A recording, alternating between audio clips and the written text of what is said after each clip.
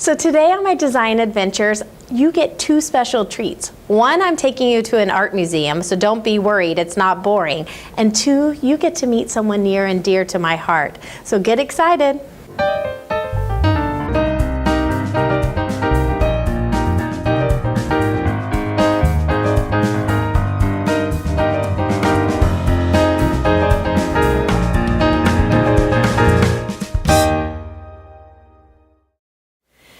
Okay, so we are here with my fabulous and brilliant father.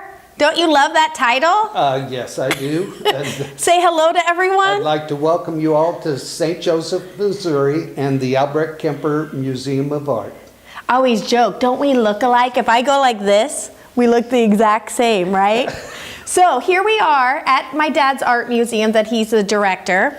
I wanted to ask a couple questions. So first, I'm sure everyone wants to know, what was I like as a child? Did you always know I was going to be a creative person or have pink hair? I knew you were going to do whatever you wanted to do. And that started from when you were a little girl and throughout your life.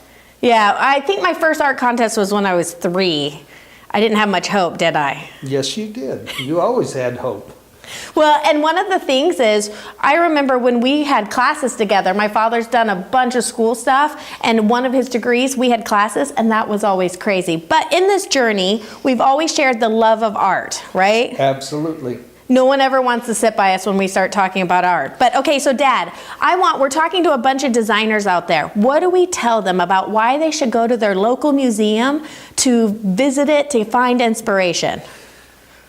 Looking at original art, you're going to be affected in so many ways, with a sense of color, a sense of design, a sense of composition, a sense of balance, and these are all essential for designers.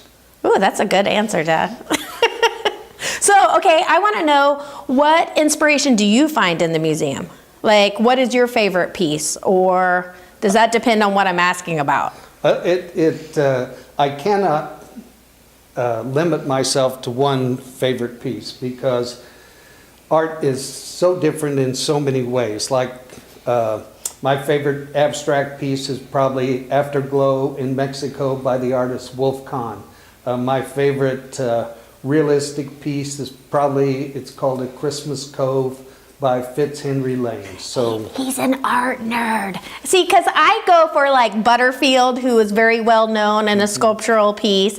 So all of you designers out there, if you don't know what any of those names were, that's okay. But what it is telling you is, go to your local museum to find inspiration for color. You could find one painting that inspires you for your next room design, or a pattern that you hadn't thought about to be those new drapes that you needed in that client's living room or whatnot. So Dad, what would you tell and advise designers in terms of, we're having to convince clients to invest in original art, and sometimes it's not cheap. What advice would you give them? I think you can find reasonably priced original art. Where? It's up and coming artists. And we have, for example, at this museum, we have a membership show.